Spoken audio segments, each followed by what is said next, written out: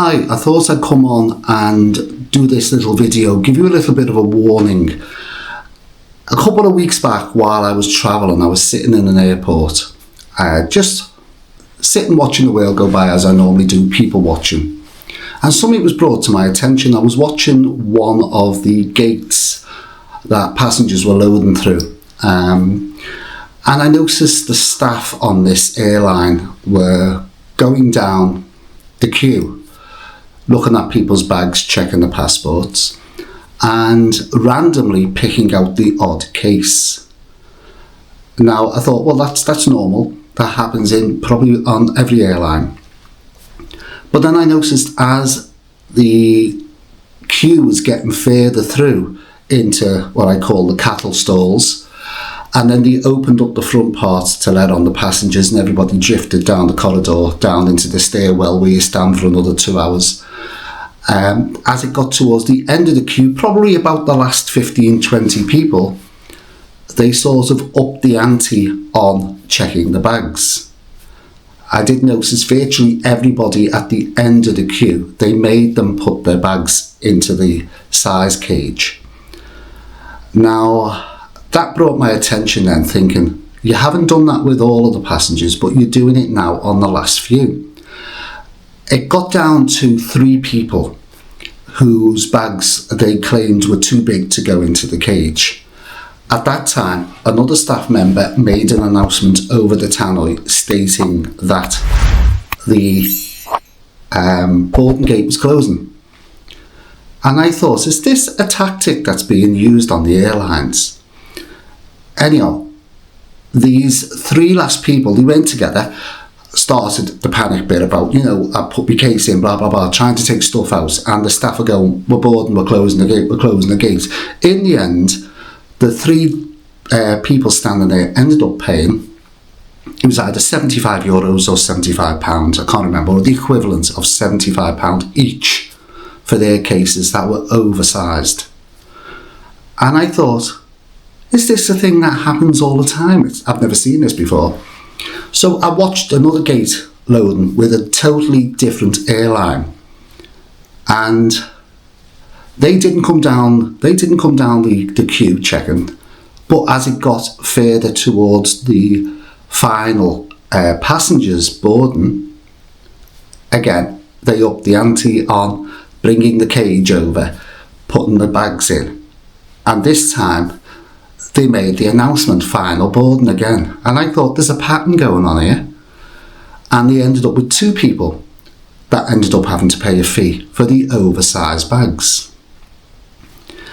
Maybe it's just me, but that was 2 airlines that used the same tactic towards the end.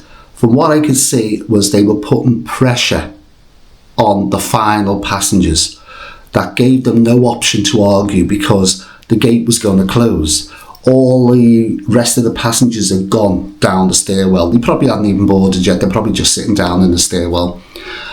But to the final passengers that were pulled up, they started putting the pressure on. Are you buying? Are you going to pay for the bag?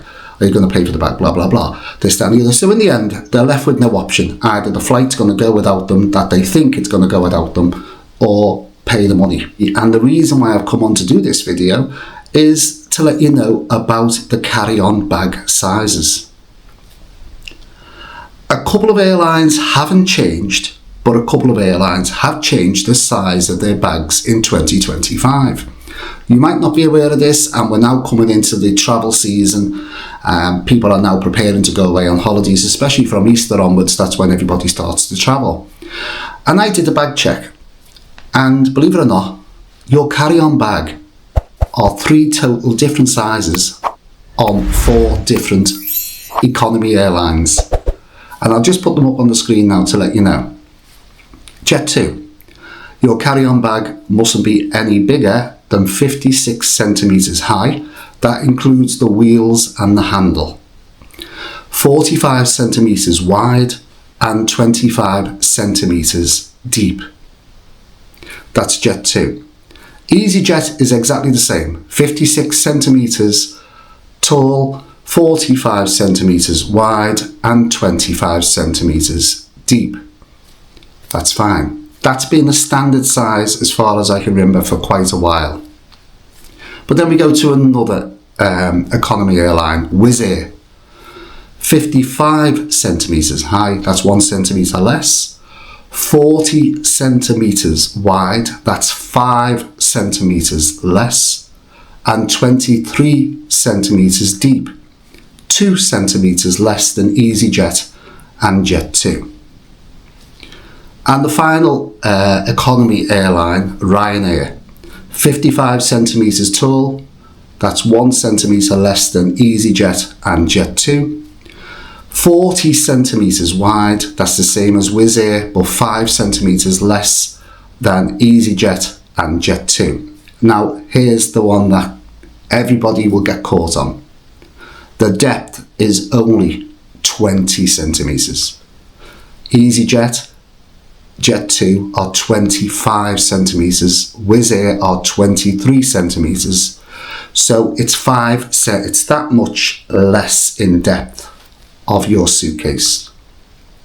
If you're not aware of that, you are going to be getting charged around about £75 to take that bag on. It's on their websites. The sizes are on the websites, but the problem I've got with this is it's not universal. Why don't all the airlines have the same size carry-on bag? So you could be flying out to a destination on, say, Jet2, and your bag goes in the cage fine. But your return flight is going to be on Ryanair and it won't fit in. But then you've got the argument, if you could get it to go out, it was fine flying out, but it isn't fine flying back. The airline have the rules, and the reason why I've come on is to let you know, check your carry-on baggage size before you fly, because you will end up being charged that extra charge. £75 going out, it put a damper on your holiday. You will get charged this, because I've seen it done 5 times. I've seen it done in the last airport that I was in. Now, the other thing that's got me going is, have they brought something in, or has it been something that's been going on for ages? Because I come across a video on YouTube, and this is based in America, on economy airlines, where they pay staff an incentive to pull the bags to make the charges. Watch this video clip. So how much have you paid people to pull out customers who are in line with a bag that's 2 centimeters too big, Mr. Schroeder? Well, we recognize this is a hard job, and so therefore we incentivize them to do that. How much? It's $10 per bag. Wow. Now, is that actually happening in the UK? I don't know. Oh, one final thing. A couple of months ago, one lady was standing in the queue and they said the bag was too big.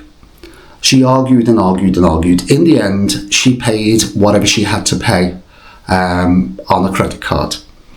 The claim was the bag was too big to go into the overhead cabins. So after 10 minutes of arguing, she ended up having to pay it, otherwise she couldn't take the bag.